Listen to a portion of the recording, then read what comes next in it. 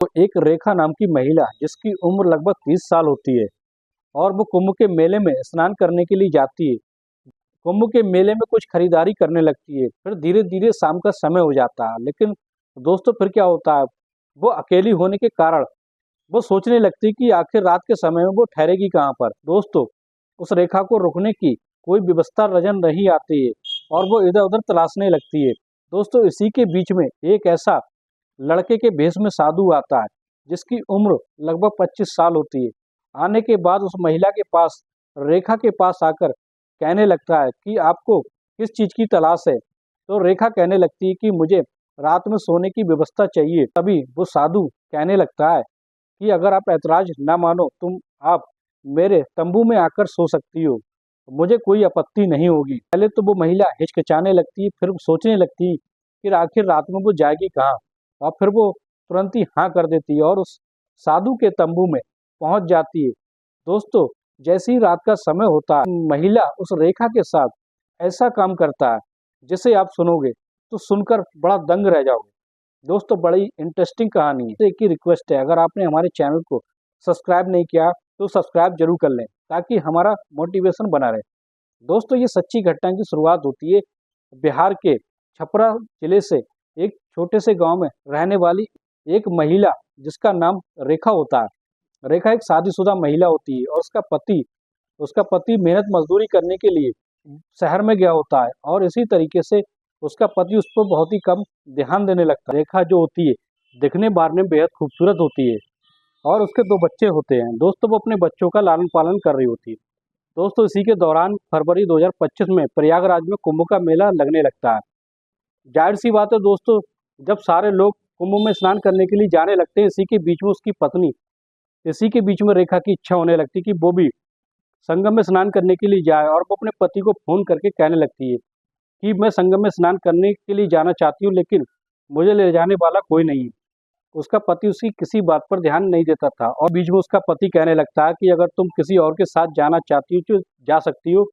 लेकिन जब रेखा को कोई जाने वाला संग साथ में जाने वाला नहीं मिलता है तो वो अकेले ही कुंभ में जाने का फैसला कर लेती है। दोस्तों फिर क्या होता है, वो अगले दिन कुंभ के लिए प्रस्थान कर देती है और कुंभ के मेले में पहुंच जाती है अपने दोनों बच्चे को लेकर। दोस्तों जैसे ही वो कुंभ के मेले पहुंचती है और वहां पर गंगा में स्नान करती है, स्नान करने के बाद कुछ शॉपिंग करती है, खरीदारी करती है। उसके बाद जैसे ही शाम का समय हो जाता है, शाम के समय में दोस्तों जाहिर सी बात है सोने की व्यवस्था लोग करने लगते हैं, क्योंकि वहां पर किसी कमरे की व्यवस्था नहीं होती है। लोग अपने अपने तंबुओं में सोने लगते हैं। रेखा जो होती है वो अकेली होती है और तंबू की व्यवस्था करने लगती है। जब उसे किसी तंबू में जगह नहीं मिलती तभी एक साधु आता है जो जिसकी उम्र लगभग 25 साल की होती है और दिखने बारने में हट्टा खट्टा होता है और उसकी नज़र उस महिला यानी रेखा पर पड़ती है। वो अकेली ही कुछ परेशान सी दिखती है। तभी वो उससे पूछने लगता है, क्या आप परेशान हो, आपको किस चीज़ की ज़रूरत है। तो पहले तो रेखा जवाब नहीं देती क्योंकि उसके साथ 2 बच्चे भी थे और वो जवाब नहीं देती है। तभी कहने लगती है कि मुझे यहाँ रात में सोने की व्यवस्था करनी है। तभी साधु जो होता है वो कहने लगता है, अगर तुम ऐतराज ना मानो तुम मेरे तंबू में सो सकती हो, मुझे कोई ऐतराज नहीं है।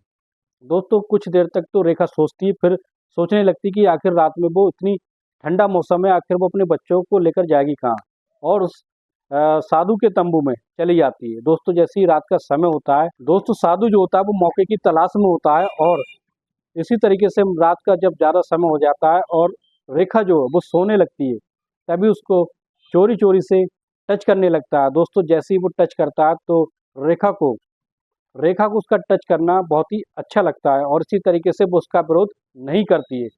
जैसे ये बात साधु समझ चुका होता है कि अब उसका विरोध वो नहीं कर रही, यानी उसके मन में भी कुछ है।